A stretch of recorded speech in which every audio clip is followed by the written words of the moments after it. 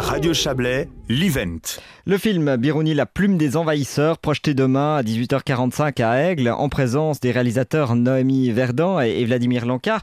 On a par téléphone Noémie Verdon pour parler de ce film. Bonjour. Bonjour.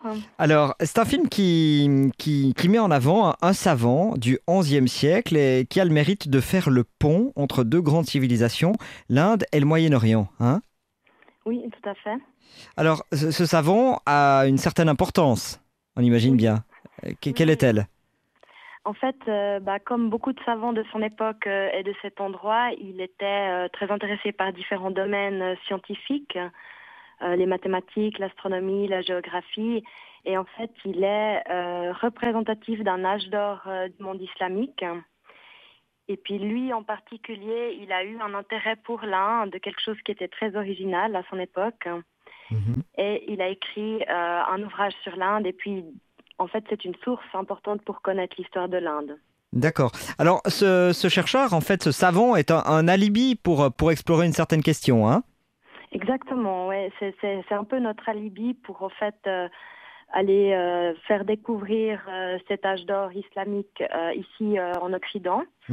Et pour faire découvrir aussi ces pays qui sont en Asie centrale, qui sont en l'occurrence l'Ouzbékistan, l'Iran et le Pakistan, et qui sont très peu connus, et mettre en lumière cette richesse culturelle. Qu'est-ce qu'il nous a apporté notamment ? Qu'est-ce qu'il nous a apporté ? Oui. Alors, il est considéré parfois comme un des premiers indologues. C'est-à-dire indologue ? Indologue, donc quelqu'un qui étudie l'Inde, ouais.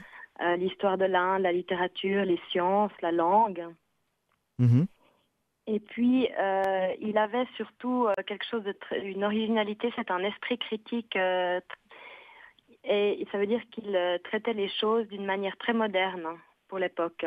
D'accord. Donc on peut lui faire confiance aussi. C'est-à-dire, plus concrètement, très moderne pour l'époque, un exemple ? C'est-à-dire qu'il ne critiquait pas, par exemple, il ne jugeait pas les Indiens qui, pour en fait les musulmans de l'époque, les Indiens étaient païens.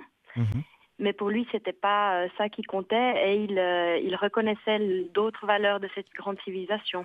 Alors, c'est-à-dire le développement de l'astronomie chez les Indiens, ou de certaines de leur littérature, de la philosophie notamment. Oui. Et alors, vous explorez cette question dans un travail de doctorat à l'université de Lausanne.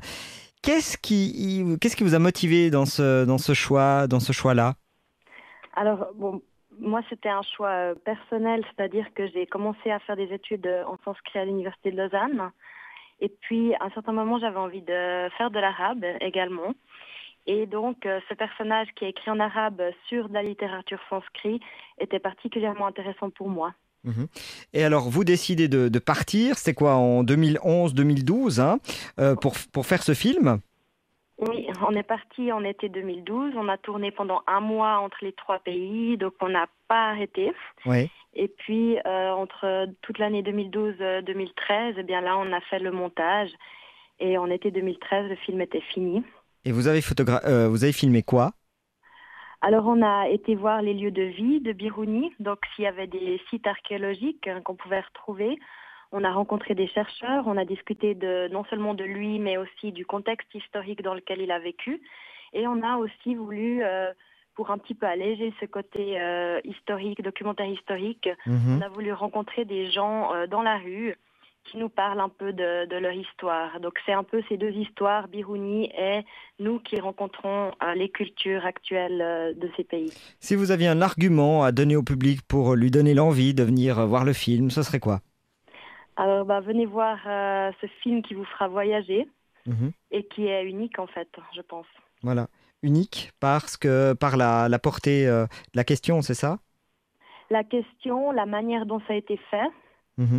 Et puis, ça ouvre les possibles, en fait. Ça ouvre les champs des possibles, je pense. Voir que de faire ce genre de projet, c'est possible.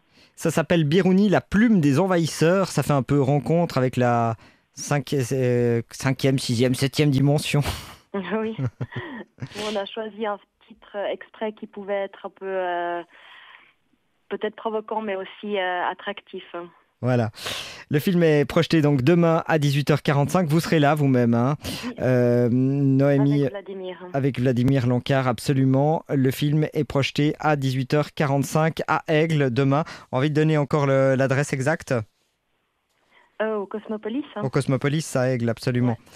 Voilà. Merci. On peut venir avec le train aussi. La gare est juste à côté. C'est bien pratique.